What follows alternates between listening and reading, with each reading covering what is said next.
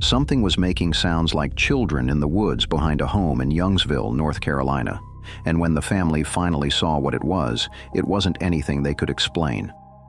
The account was shared online by a user called the Jakester7610, and it unfolded over several months during winter, roughly 3 to 5 years ago. The family lives next to a wooded area. What happened came in 3 separate waves before going quiet. The first incident happened when the poster and a cousin were on the back porch. They started hearing what sounded like children in the woods, calling out for help and asking them to come inside. They called back. The voices just kept repeating the same requests. Something felt wrong about it. As the poster described it, it didn't seem real. It sounded mimicked.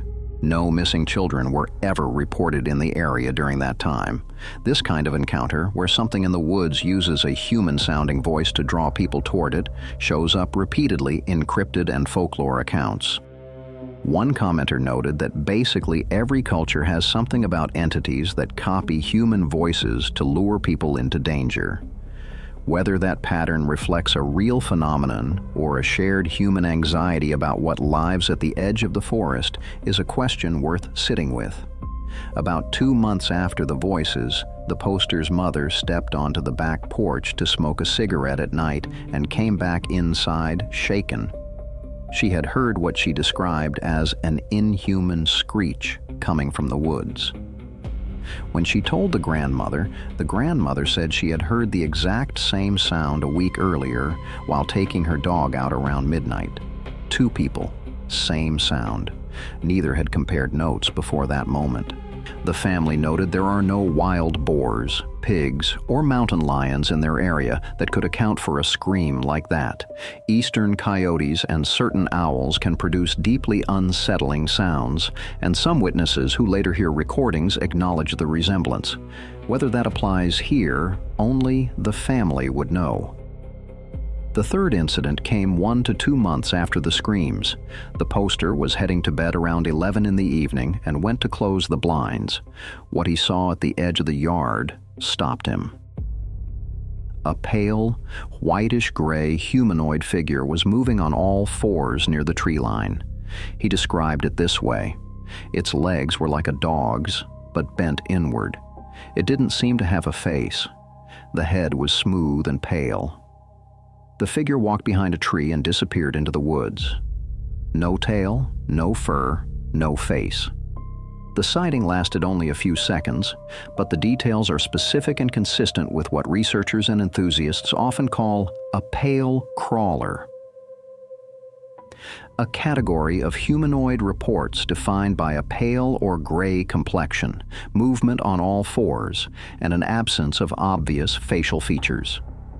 These reports surface repeatedly from wooded areas across the American Southeast.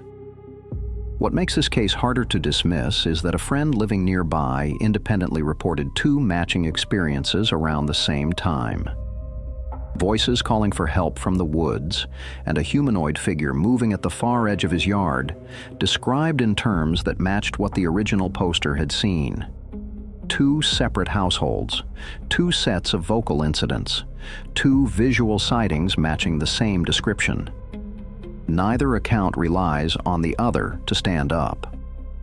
A third adjacent account surfaced in the comments from someone who grew up on a property in southern Georgia. After a series of unexplained events on that property, they encountered what they described as a human-dog hybrid on all 4s with a warped but human face, which retreated into the woods the moment it made eye contact. The honest answer to what any of this was is that no one knows. The pale crawler label is a community designation, not a scientific one. There is no verified biological candidate for what multiple witnesses across the Southeast have described. Skeptical explanations point toward misidentification, a person crawling, a deer in an unusual posture, a pale animal seen under poor lighting conditions. The smooth and featureless head is harder to account for under that framework, though brief observation windows and darkness can distort perception significantly. The mimicking voices are a separate puzzle. If the vocal incidents and the visual sighting are connected to the same source, the behavior pattern becomes stranger. If they are unrelated coincidences, then this family had a very unusual few months for multiple distinct reasons. Neither explanation is especially comfortable. The family has not seen or heard the figure since, though other unexplained events have continued on the property. If you have seen something unexplained near your own property's tree line, send your report to reports@pararational.com. If this story has you curious, there's a lot more where that came from. Head over to ParaRational.com. It's a deep catalog of cryptids, entities, unexplained encounters, and cases that don't fit any easy explanation. If you love the strange and paranormal, follow the channel so you don't miss what's coming next, and be sure to check out this video for even more strangeness.